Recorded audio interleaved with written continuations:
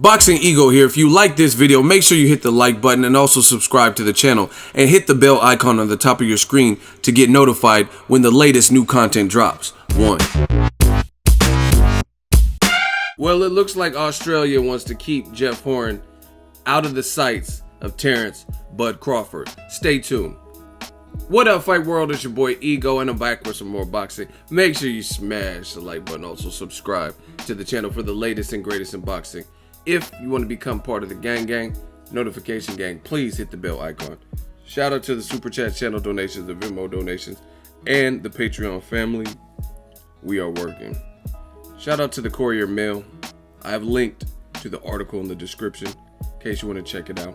Now, there's an Australian trainer who just got inducted to some kind of Hall of Fame, and he did an interview. His name is Johnny Lewis. He's trained Costa Tszyu among many other world champions, right?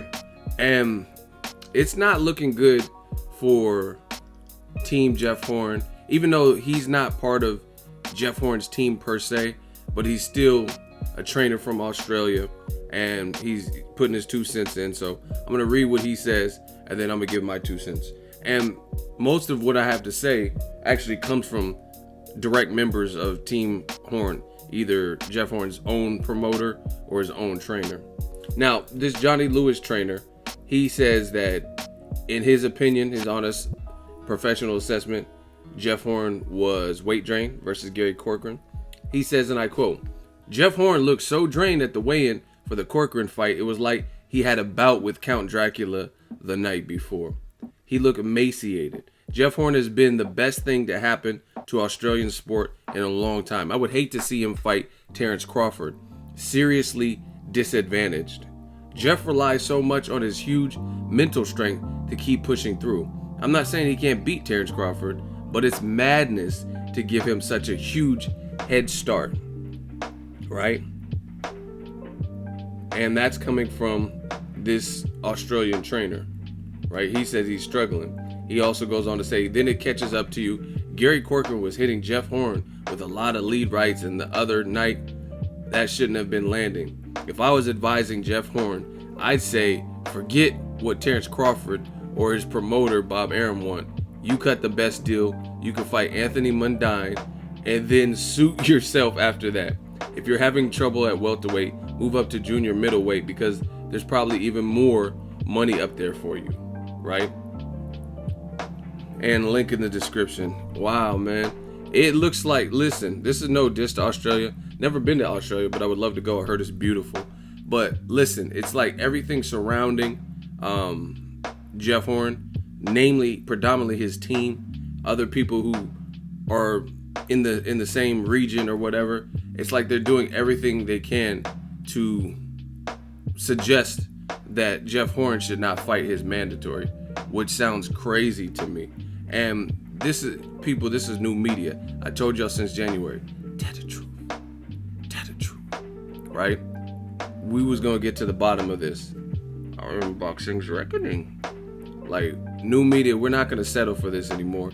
2018, we have to keep this trend going. This year was great. 17 was an awesome year for boxing, but it's not gonna look like the same type of year if people take suggestions like this. Now, this is no disrespect to the trainer, because I don't really know everything about Johnny Lewis, but I don't, this is not the attitude I like. Bottom line is, Jeff Horn allegedly beat Pacquiao. On paper, he beat him. It's questionable, depending on who you ask, if he really won the fight.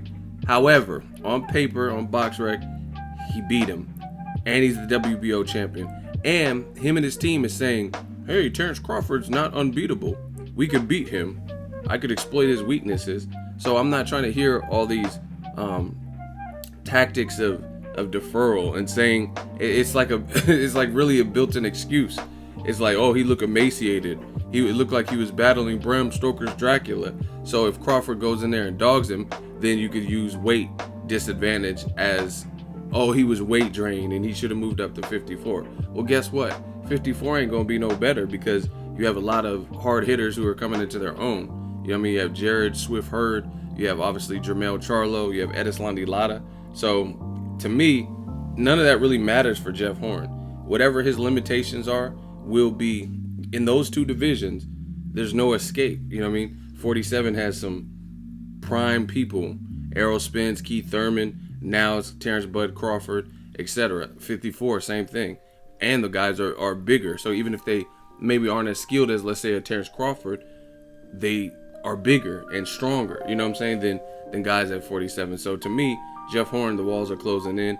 He's in a very, very hard spot. And it looks like this Australian trainer is looking to see Jeff Horn hold some kind of weight advantage. Like he's used to mental strength. Yeah, because he was a lot bigger than Pacquiao. And you know what, one of the funniest comments from him, he says, I'm not saying he can't beat Crawford, but it's madness to give Terrence Crawford such a huge start.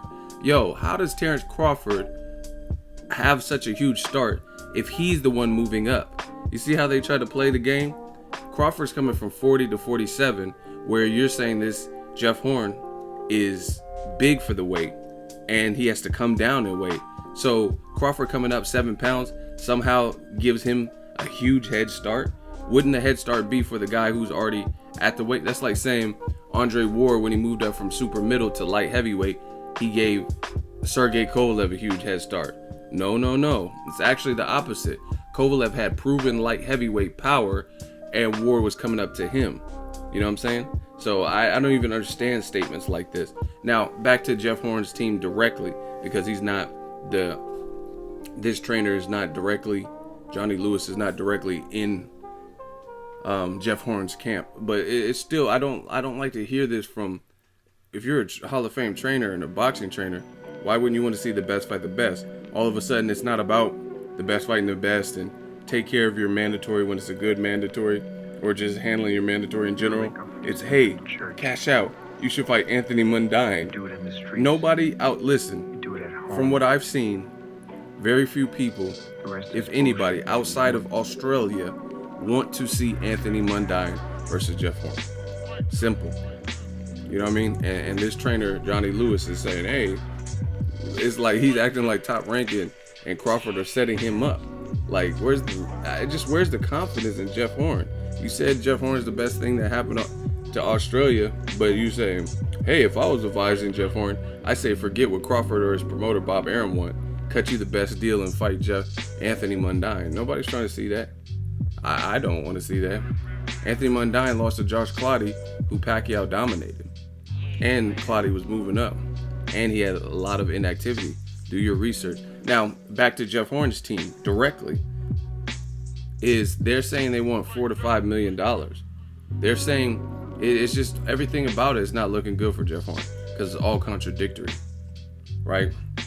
You say Jeff Horn's own promoter said Terrence Crawford, not a huge star. He could take some lessons from Conor McGregor on how to build fights because he's a dud and things like that. But now all of a sudden you're saying, hey, it's a big fight. We want $4 to $5 million. We ain't taking the Crawford fight for $1 million. Now all of a sudden it's about money. So like these fighters got to get it together, man. Like I understand money and livelihood, taking care of your kids and wife and things like that, but where's your pride at? You know what I'm saying? Where's the legacy? Because for Jeff Horn particularly, you need a Terrence Crawford. You need a Terrence Crawford because he's an up-and-comer. You would have the weight advantage, but you would still get credit if you beat him based on how he's being praised and his level of skill and his pound-for-pound status. You know what I mean? And people still have questions about the Pacquiao win. Even if they had Jeff Horn winning, you can't say Jeff Horn won by a landslide. And some people just like the Rocky Balboa story.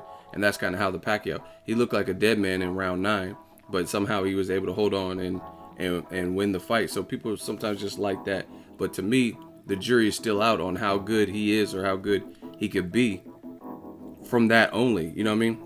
Like even Errol Spence, let's say him fighting Kell Brook. He went in Kell Brook's backyard and he made the man quit. You know what I mean? Beat him into submission.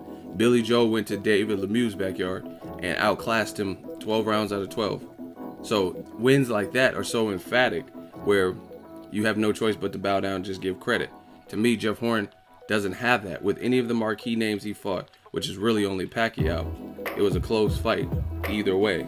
You know what I'm saying? So you still need to develop, like you beat Crawford. Now we could start putting some caps in the hat. We could start giving you all around credit. You just beat an undefeated Terrence Crawford, not a smaller Pacquiao who's older and, you know what I mean, it was a rough fight, stuff like that.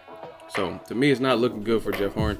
Looks like they're doing anything in their power and the powers that be and people around in Australia to suggest that he shouldn't fight. Oh, he's weight drained, he's emaciated, and you got to look out after yourself. Don't worry about what Bob Arum Crawford want. But he's a champion, and this is your mandatory. Now we're urging Jeff Horn not to fight his mandatory. Crazy stuff, man.